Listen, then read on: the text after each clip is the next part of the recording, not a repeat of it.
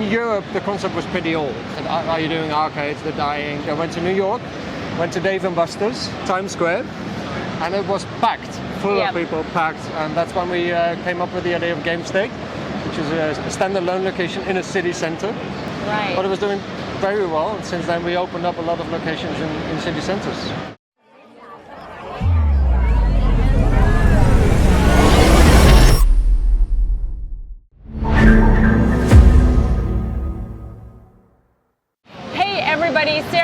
Here, CMO of Embed, and let me tell you, no one is more excited than me to be sitting right here with none other than the man, the myth, and the legend, and I know I'm going to get this right because I'm Mexican. I know how to roll my R's, which means I am with Roel.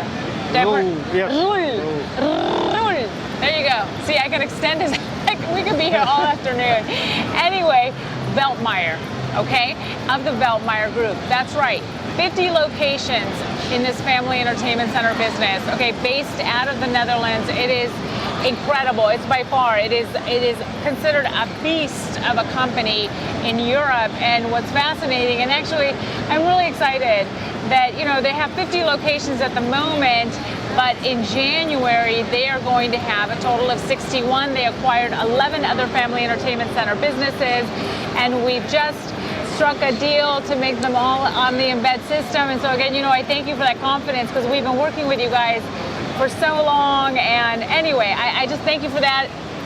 For 12 years now, actually, almost 30 years. Yeah, almost 13 years.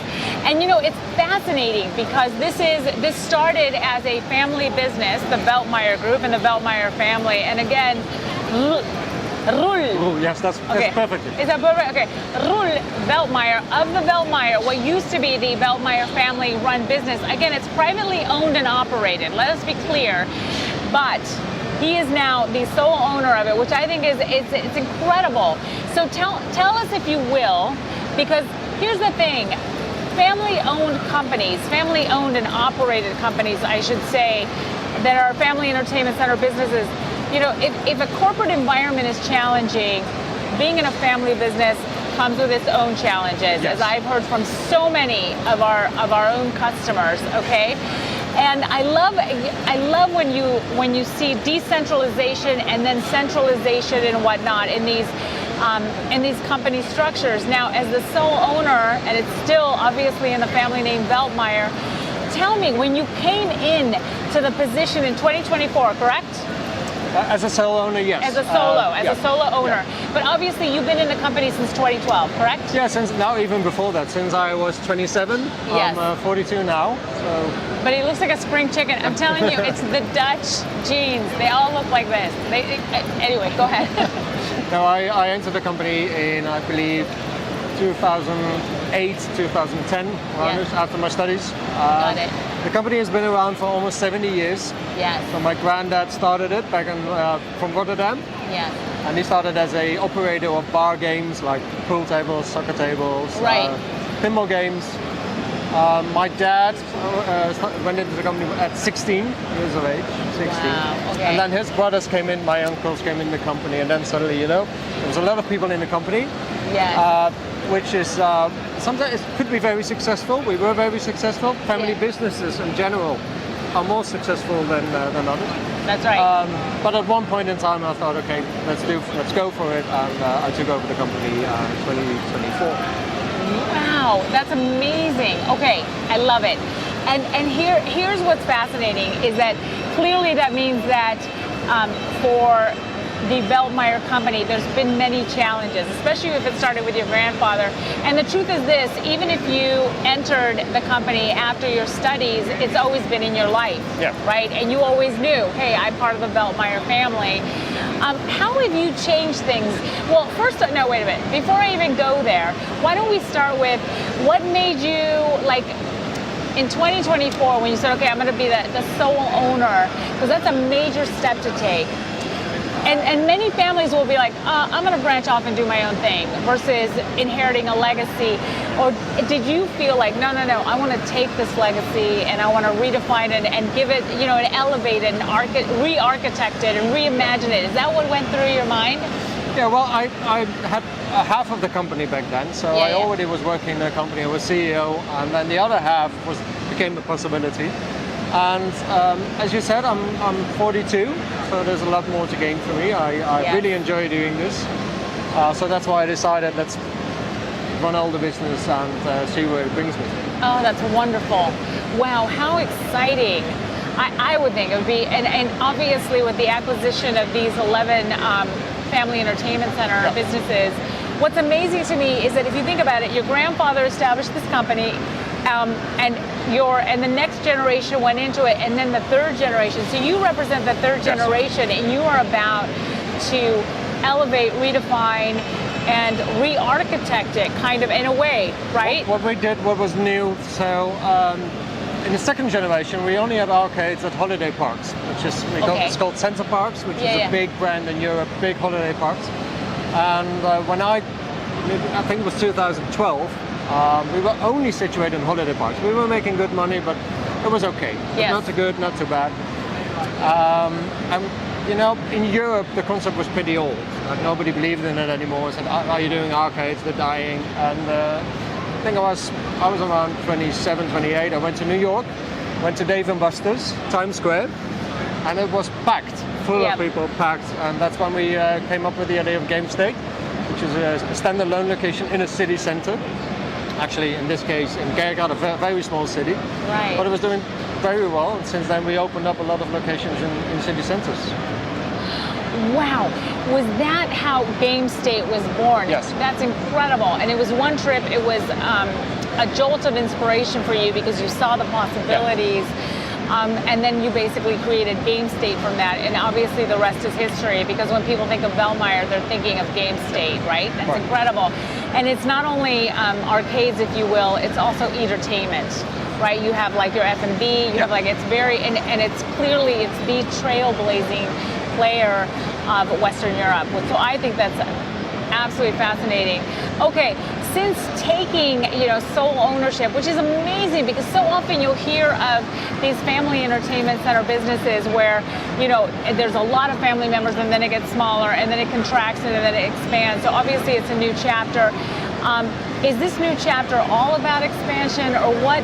How do you, as someone who's solely in control, what are you? It is. It's all about expansion. Is it? It's fun, like I said, I don't feel too young anymore. I don't feel too old. I'm just in between 42, and there's so much more to gain in Europe. As you know, if you compare the European market to the American market, Asian market, we're only very small markets. That's right. Yeah. So, for example, Germany, which is a market of 18 million people, there's only a handful of arcades. So there's a lot to win. So that's the two strategies that we follow. We acquire businesses, like the acquisition we just did, and we open up new venues ourselves. So besides the 11 locations that we acquired, we're planning to open up 3 more locations by the end of next year, and then steadily grow into more locations year by year. That's amazing. And you're absolutely correct, actually. You're 100% correct about the fact that the European region has such a massive window of opportunity because it isn't as saturated as other regions like North America or APAC, right, where it's just basically dominated by time zone. A lot of people are asking me, why didn't you go to the United States or Asia? I don't see the point. There's so much more to open up in Europe, so we'll stay in Europe. I agree 100% there. What were some of the challenges that you faced early on in the business and even recently, and how did you navigate those? Biggest challenge obviously was COVID. Yeah. So we were operating back then in 6 countries. Right. And one after the other fell, in 4 days or 5 days time. We were expanding a lot, so our CapEx investments, we were investing, and That's suddenly true. within 4 days, all the businesses went down. And for example, in the Netherlands, we were the first to close and the last one to open. So in practice, that meant that we were closed for almost 2 years. That was hard. That was very hard. Then, when we reopened, in our case, the Netherlands was, I think, 22. Yes. It was also pretty hard because people flocking, the venues was so extremely busy, and we couldn't keep up with even our staff. We had shortage of staff. So 2022, right after COVID, was challenging as well. And now we are in calmer waters, steadily growing. So, but COVID was it put us back let's say 3 years in time. Right? Isn't that so true? In fact, you're 100% correct. What an astute observation. Our industry, which if you think about it, up until that point was immune to economic fluctuations, right? Because here's the thing, the truth is this, you know, any mother or father will always find the resources to celebrate their kid's birthday, no matter what, right? So regardless of recessions or economic forces, we had a resiliency there. But then COVID completely changed that, right? First to close, last to reopen, and then you had to deal with consumer revenge spending, right? Because they were making up for lost time. Yeah, it was extremely busy. It was crazy, right? And then, you know, luckily it's stabilizing a bit, which is really wonderful. And actually, I'm really happy for you because I don't think you're having to deal with some of the, you know, regional forces, economic, geopolitical forces that are hitting North America with the tariffs and whatnot. Where, you know, no tariffs for us. Oh, thank God. Man, let me tell you how lucky you are because North American operators, wow, it's quite difficult times now. It's challenging, absolutely, for them. So tell me, when you were navigating that, because that really was a cash flow situation, did you just like tighten the belt and say, okay, guys, right? We got some government support, obviously, to pay the salaries and stuff, but we had to tighten everything. During COVID, we managed to open 2 more locations. Get out. That was fun. So, but it was difficult times. May I say something? Okay, we can laugh about it now because we're past it, right? We're out of the eye of the storm. But you know, only the Dutch would be so stubborn to say, yes, we have a pandemic, we're going to continue opening venues because we know we're going to come out of it, which actually says a lot about the strength. You know you're going to come out of it, so anyway, so we tried our best and we managed. So, and I think I mentioned to you that I previously, when I was in high tech, I worked with a lot of Dutch people, and that's the one thing I will say, they have this strength of spirit. Right? We're undeterred, resilient, etc. So that doesn't surprise me that during the pandemic you still opened 2 more Veltmeijers. It's hilarious. When you took the reins, okay, what was your strategy? What did you focus on to actually grow your business?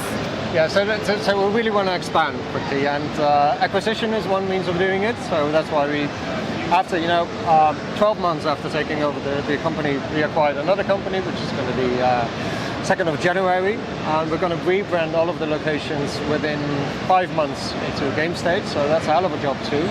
So that's one strategy, and the other one is still opening up new locations. So currently we're looking into Denmark, Sweden, Austria, so that's very exciting. And on the other hand, we're also opening up bigger venues. So we started off with Gamestates that were pretty small, and we tried, it was 300-400 square meters. Right. Biggest one we operate now is in Antwerp, which is 2,500 square meters, and it includes bowling, pools, bars. So that's for the bigger cities in Europe, like Hamburg, Munich. That will be the game set that we're looking for. Yeah, and you know what? I think it's so astute. It's so astute for you from a business perspective to look at this industry through the lens of, you know, technology and the creative application thereof. And when I refer to tech, I'm talking about games. I'm talking about even like the commercial side of setting up an F&B and entertainment and all of that, right? Literally, if you think about it, the end-to-end consumer journey, right, is applicable to every age demographic, okay?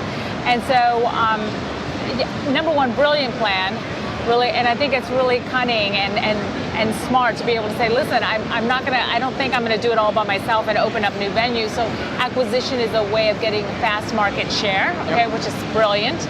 That doesn't diminish the amount of work though that has to happen because you go in, right?